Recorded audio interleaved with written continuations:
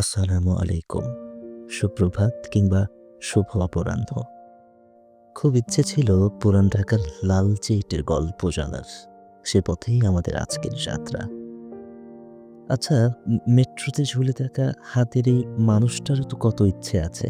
ইচ্ছে পথে তারও কি যাত্রা হয়?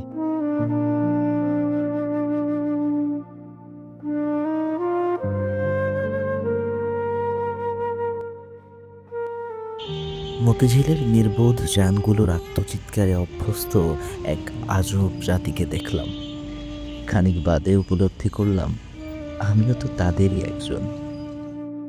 এই এলোমেলো পথ, মানুষের ভিড়, সুউচ্চ অট্টালিকার বহর, হাজারো উপলক্ষ, কত শত আয়োজনের শেষ কোথায়?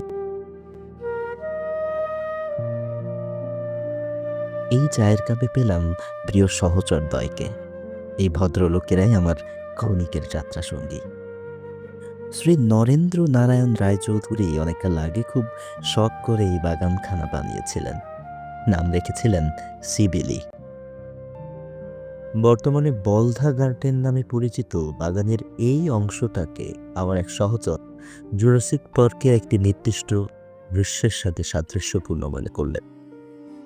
এই কংক্রিটের শহরের মাঝে এক টুকরো সবুজ খুঁজে যখন কিছু নিষ্পাপ শাপলা আর নিরপরাধ কাকের মৃতদেহ প্রত্যক্ষ করি, সবুজের সেই ছাপ যেন সিমেন্টের পরতে ঢেকে যায়।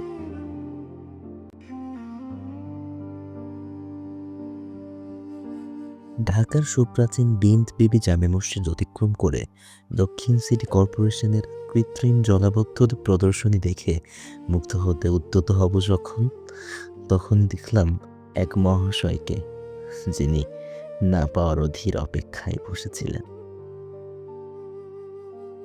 কিছু বাদে পৌঁছলাম বাহাদুর শাহ পার্কে।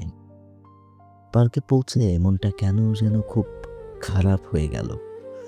1857 10 মে যাদেরকে ফাঁসির কাস্টে ঠিক এখানেই ঝোলানো হয়, তাদের অপরাধ কি ছিল শুধুই স্বাধীনতা কামনা করা?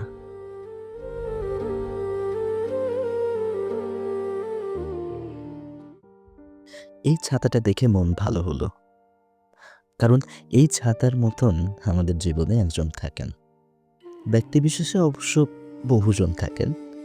হাজারো ঝড়-ঝাপটা, ঝড়ো হাওয়াতেও যে ছাতা দৃঢ়তার পরিচয় অধিষ্ঠিত হয়, সে ছাতা কারো জীবনে বাবা, কারো জীবনে বড় ভাই, কিংবা কারো জীবনে বড় বোন, কারোর ক্ষেত্রে হয়তো অন্য কেউ। রূপলাল দাস বুদ্ধি করে আরাতুনের কাছ থেকে ভবনটি কিনে যদি অভিনব কারুশৈলীতে পুনর্নির্মাণ না করতেন, তবে এই দৃশ্য কিভাবে দেখতাম? রূপলাল হাউস।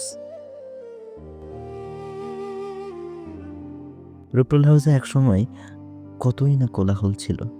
এই পরিত্যক্ত জানালা দিয়ে নিত্য আসা যাওয়া ছিল কত পরিচিত অপরিচিত প্রবাল হাওয়াদের, তাই না?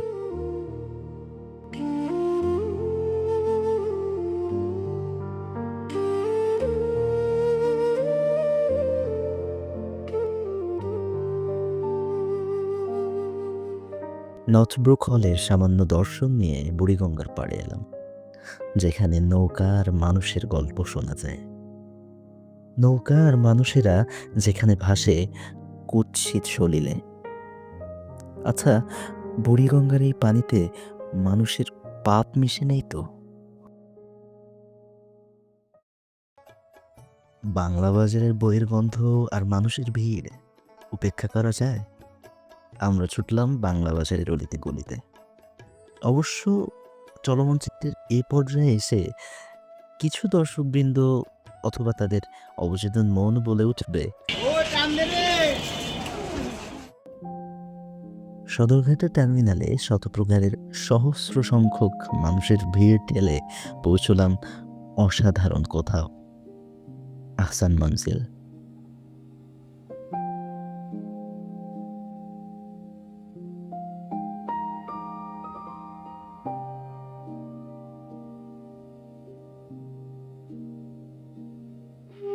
এই তৈলচিত্র প্রদর্শন করে এক দর্শনার্থী মন্তব্য করলেন, নবাবরা কি নাচতেন?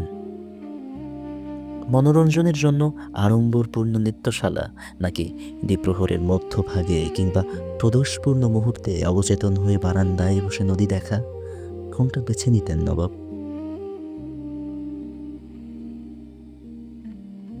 নবাব স্যার সলিমুল্লাহ নিশ্চয়ই দ্বিতীয়টাই বেছে নিতেন, কিংবা কে জানে, এই বিশাল আধ্যাত্মিক নীড়ে হয়তো আরও কত অজানা স্বাচ্ছন্দ্যের আয়োজন ছিল।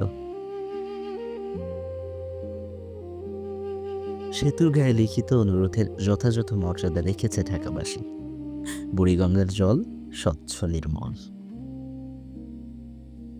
একটা টাইম মেশিন পেলে আমি সে সময় ফিরে যেতাম, যখন এই দৃশ্যগুলো জীবন্ত ছিল।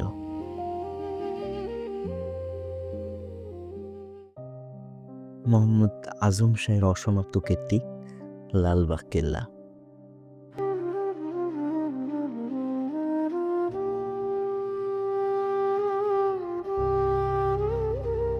সুবেদার শায়েস্তা খাঁ নিশ্চয়ই দুর্গের অসমাপ্ত কাজ শেষ করতেন, কিন্তু ইরানি দুঃখদের মৃত্যু।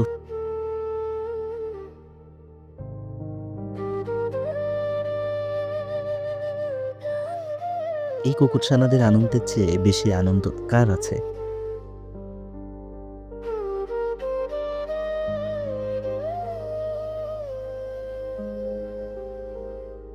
ভাবছি, অসমাপ্ত কীর্তি এত সুনিপুণ হলে তার পূর্ণাঙ্গ রূপ কেমন হতো? ভেবে দেখেছেন?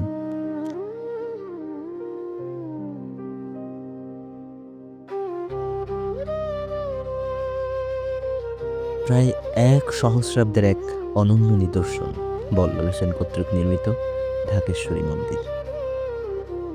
মীর মুরাদ মহোদয় খুব আগ্রহ নিয়ে এই স্থাপনা বানিয়েছিলেন নিশ্চয়। শিয়া উপাসনালয়, হোসেনি দালান,